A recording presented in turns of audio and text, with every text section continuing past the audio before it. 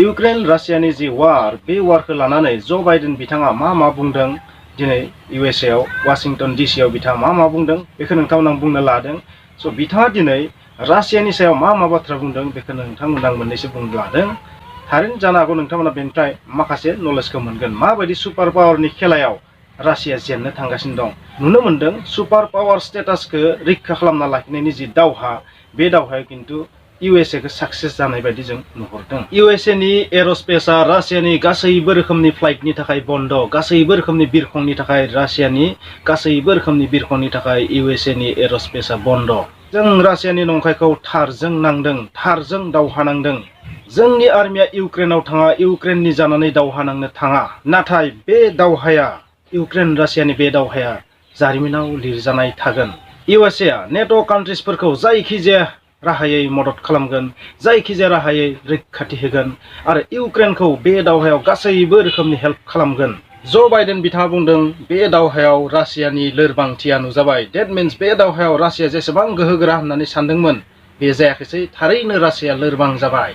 जायखिजाया राहायै नेट' कान्ट्रिसफोरखौ रैखाथि होगोन। जुदि रासिया सोनाबथिं आवगायो डेट मिन्स इउर'पआव जुदि आवगायो, नेट' कान्ट्रिस इउर'पियान इउनियनजों जुदि एटाक खालामनो लायो अब्ला गोख्रों थासारिनि गिलु बालु थासारिनि मोगा मोगि जानांगोन रासियाया। बे जाबाय अत्याचारिनि हेंथायै उदांस्रिनि देरहासारनाय, तानाशाहीनि हेंथायै डेम'क्रेसिनि दावहा। बे जाबाय डेम'क्रेसि आरो तानाशाहीनि गेजेरनि दावहा। बे जाबाय फोरजाखान्थि आरो तानाशाहीनि गेजेरनि दावहा। जो बाइडेन बिथाङा बेबायदि बुंदों। डेट मिन्स ब्लादिमिर पुतिन बिथांखौ तानाशाही अत्याचार होननानै बुंदों। बै अत्याचारी तानाशाही नेताफोरखौ लिडारफोरखौ साजा होनायानो सबसे गिदिर खामानि। बिसोरखौ जेरै हायो साजा होनांगौ। डेट मिन्स ब्लादिमिर पुतिन बिथाङा तानाशाही अत्याचारी, बिनिखायनो बिखौ जेरै हायो साजा होनांगौ। बिनिखायनो बे दावहाया जारिमिनाव लिरजानाय थागोन। रासिया बुहुमनि उदांस्रि सानस्रियाव एटाक खालामदों, आघात खालामदों। रासिया बुहुमनि उदांस्रियारि सानथायखौ गाग्लोबदों, बेबायदि जो बाइडेन बिथाङा बुंदों। बिथाङा इउक्रेननि सुबुंफोरखौ बाख्नायदों आरो इउक्रेननि आर्मिफोरा सुबुंफोरा गोहोगोरायै रासियानि आर्मिनि सिगाङाव गसंथेनानै दावहा नांदों। बेनिखायनो इउक्रेननि सुबुंफोरखौ धन्यबाद होदों जो बाइडेन बिथाङा। आरो मोनसे बाथ्रा बुंबावदों, इउर'पियान इउनियना अरायबो खौसे जानानै दं। जेबो दुखु मोननांगौ गैया, गिनांगौ गैया। इउर'पियान इउनियना खौसे। जेन बिथाङा इउर'पियान इउनियननि जोबोर गिदिर सासे नेतासो, बेबायदि बिथाङा बुंदों। आरो बिथाङा बुंदों इउक्रेना बुहुमनि थाखाय, इउर'पनि थाखाय जारिमिनाव मोनसे एग्जाम्पल जानानै थासिगोन, उदाहरन जानानै थासिगोन, नङा होमबा? आरो लोगोसे जेलेन्स्की बिथाङा बे बुहुमाव पस्टार बय महरै नुबाय थादों। नोंथांमोना थारैनो बिथाङा दिनै इउक्रेननि पस्टार बयआ मा नोंथांमोना मिथिखागोन। इउक्रेनखौ $100 क्र'रनिबो मदद होगोन USA आ। मैया नोंथांमोना नुनो मोनदों इउर'पियान इउनियनाव जइन जानो थाखाय जेलेन्स्की बिथाङा जि सिगनेचार खालामदोंमोन, माने आपिल खालामदोंमोन इउर'पियान इउनियनाव जइन जानो थाखाय। आरो बे हिसाबै मैया भटिं जायो आरो बे भटिंआव नोंथांमोना नुनो मोनदों 637 भट गोलैदों इउक्रेननि फारसे, 13ता नो भट गोलैदों, माने एगेन्स्टआव भट होदों आरो 26 भटआ एबस्टेन खालामदों। डेट मिन्स बुंनो थाङोबा मेजरिटि, सुपार मेजरिटि मोनदों इउक्रेना। थारैनो इउर'पियान इउनियनाव जइन जानायनि लामाया गेवबाय होननानै जों बुंनो हासिगौ।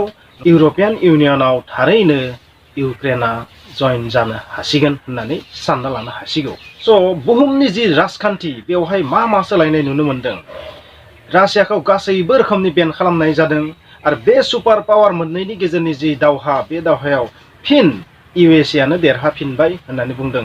बेनिखायनो दिनै जो बाइडेन बिथाङा माने वाशिंटन DC आव जाबायदि लेक्सार होदों, बै लेक्साराव माने हाजार बार आखाइ खबनायानो खबनाय। आरो बे आखाइ खबनायखौ नुनानै नोंथांमोना मा सानदों? बिथांनि बडि लेंगुवेजखौ नुनानै नोंथांमोना मा सानदों? जो बाइडेना जिबायदि खुसि लेक्सार होदों, थारैनो बिथाङा देरहानाय बायदि मोनदों आरो बे दावहायाव थारैनो रासिया जेननाय बायदि नुदों। आरो बे बाथ्रायाबो नंगौ, फिन आमेरिकायानो सुपार पावारनि महरखौ लाफिननाय बायदि जोंबो बुंनांगोन। आरो रासिया बे दावहायाव थारैनो जेनदों होनना बुंनांगोन। नो डाउट इउक्रेनखौ फोजोबस्रांनानै बा गादबनानै बोलोजों सेनानै लानो हागौ खै बोसोरमोन, नाथाय सुपार पावारनि जि वार, बे वाराव किन्तु USA आनो देरहाबाय होननानै बुंनांगोन। नङाबा मिनि माबायदि तानाशाही अत्याचारी होननानै ब्लादिमिर पुतिन बिथांखौ बुंनांगौ। रासिया दिनैसिम मोनबेसे हादरखौ एटाक खालामखो? जर्जिया एटाक खालामबाय, क्रिमियाखौ सेनानै लाबाय, दिनै इउक्रेनखौ एटाक खालामदों, मोनसे समाव आफगानिस्तानाव एटाक खालामदोंमोन। नाथाय बे लिस्टआव जुदि इउएसए खौ नायोबा बेसेबां मोनगोन नोंथांमोना? सुपार पावारनि मुङाव बिथांमोना मा हादरखौ दिनैसिम एटाक खालामबोदों? आफ्रिकानि मोनबेसे हादरखौ एटाक खालामखो दिनैसिम इउएसए? भियेटनाम एटाकनि बाथ्राखौ नोंथांमोना मिथिगौ, सौदि आरबियानि बाथ्राखौ नोंथांमोना मिथिगौ, कुवेतनि बाथ्राखौ नोंथांमोना मिथिगौ, बेबायदिनो जर्डाननि बाथ्राखौ नोंथांमोना मिथिगौ, आफगानिस्ताननि बाथ्राखौ नोंथांमोना मिथिगौ, इराक सिरियानि बाथ्राखौ नोंथांमोना मिथिगौ, इरान एटाकनि बाथ्राखौ नोंथांमोना मिथिगौ।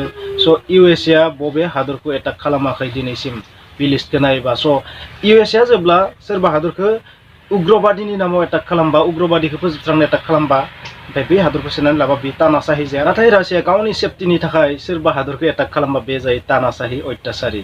स' बुहुमा मोनसे डाबल स्टेन्डार्डजों सोलिदों जे सोरबा सासेया एटाक खालामबा बियो अत्यासारि जाया, नङा होमबा? आफगानिस्तानाव एटाक खालामनाय अत्यासारि जाया, इराकआव एटाक खालामनाय अत्यासारि जाया। स' सुपार पावारनि दावहायाव खिन्थु इउएसए आनो देरहाबाय होननानै बुंनांगोन।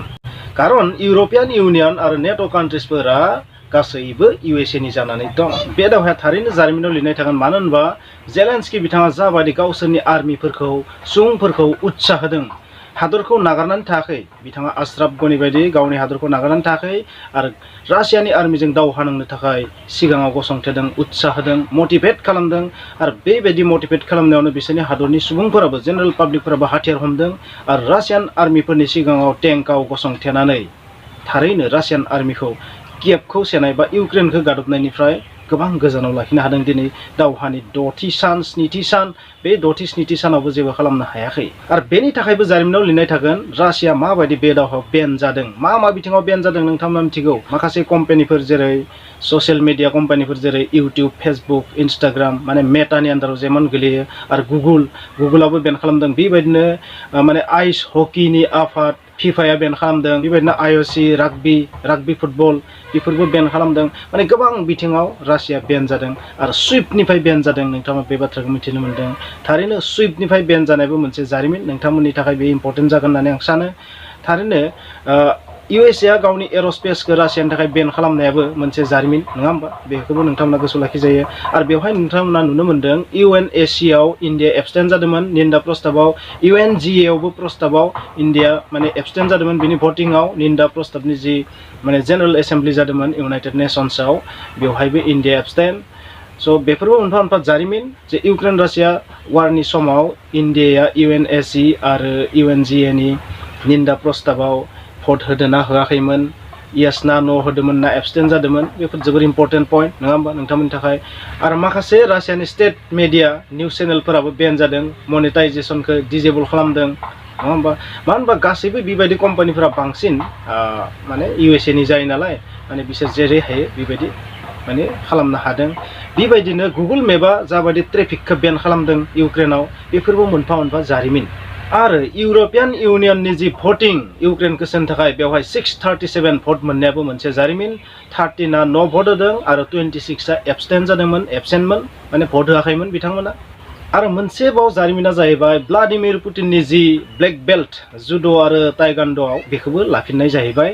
आरो बेबो मोनसे जारिमिन, बे मोनसे अपमान। आरो बेबायदिनो माखासे हादराव एर'स्पेसआ बेन रासियानि फ्लाइट्सनि थाखाय, खमसे खम 36 कान्ट्रिसाव, इउरपनि 36 कान्ट्रिसाव माने रासियानि फ्लाइटआ बेन, एर'स्पेसआ बेन, बे दावहायावनो जादोंमोन। स' बेबायदि नोंथांमोना फिउचाराव जुदि बहाबा कुइसन सोङोबा, माने नोंथांमोना जुदि आंनि बे भिडिअखौ सिरियेलि नायदोंबा नोंथांमोना थारैनो माखासे नलेजखौ मोनगोन आरो बे इन्टारभिउआव खामानि जागोन होननानै आं सानो। आरो अपारेशन गंगानि थाखायबो बे जारिमिन जानानै थाबाय जे इन्डिया इउक्रेनाव फासिनानै थानाय सात्रफोरखौ 20,000 फरायसाफोरखौ माबायदि मा अपारेशननि दारै लाबोदोंमोन बासायनानै, होनबा बे जाहैबाय अपारेशन गंगा। आरो सासे फरायसा नवीन कर्नाटकनि, बिथाङा बे इउक्रेननि एटाकआव थैदोंमोन आरो बेबो मोनसे जारिमिन। बेनि अनगायैबो इयुनाव सोरबाफोर आरोबाव जिउ गोमाबावनो हागौ, जों दा बेखौ बुंथ'नो हाया। नाथाय दासिम बेखिनियानो। स' नोंथांमोना बे भिडिअनि गेजेरजों मा बुजिना मोन्दों? दिनै ज' बाइडेन बिथाङा जाबायदि गोग्गा मारिनानै बाथ्रा बुंदों, नङा होमबा? तानाशाही होननानै बुंदों, अत्याचारी होननानै बुंदों। मा थारैनो इउएसए आ गाइखेरजों दुगैनाय? थारैनो नङा। बिथांमोना बेबायदि गोबां खामानि मावबोदों। स' मोननै सुपार पावारनि गेजेराव बेबायदि माखासे दावहा सोलिदों। बेयो गासैबो सुपार पावार स्टेटासखौ रैखा खालामनायनि थाखाय, बेनो बाथ्राया। नाथाय थारैनो बेवहाय पाल्लाया भारि इउएसए नियानो। बे दावहायाव थारैनो रासिया जेनगोना सियर। मानो होनबा इउक्रेनखौ सेनानै लायोबाबो इउक्रेना बिथांमोननि आखायाव थाङोबाबो किन्तु रियेल जितु सुपार पावारनि जि वार बेवहाय किन्तु रासिया जेनगोन। आरोबाव मोनसे जारिमिनारि बाथ्राया जाहैबाय बे वाराव रासिया भेकुवाम बम बाहायदों होननानै मोनसे खौरां ओंखारदों। स' बे बाथ्राया बेसेबां सैथो उनाव प्रुफ जागोन। थार्म'बेरिक बम्बो होनना बुङो जायखौ FOAB बो होनना बुङो, फादार अफ अल बम्बस, माने बेखौ बाहायदों होननानै मोनसे खौरां ओंखारदों। थारैनो जुदि सैथोबा बेबो साननो गोनां, आरो बे बाथ्राया सैथो बायदियानो 100% बे बमखौ बाहायदों होननानै मिथिनो मोननाय जादों। स' बेबो मोनसे जारिमिन। नोंथांमोना जुदि बे भिडिअखौ नायनानै माबा मोनसे बुजिनाय बायदि मोनदोंबा, माबा मोनसे जुदि नलेज मोननाय बायदि मोनदोंबा प्लिज लाइक खालाम, शेयार खालाम, कमेन्ट्स खालाम, आरो जुदि चेनेलाव गोदानबा प्लिज साबस्क्राइब खालाम। खुलुमबाय।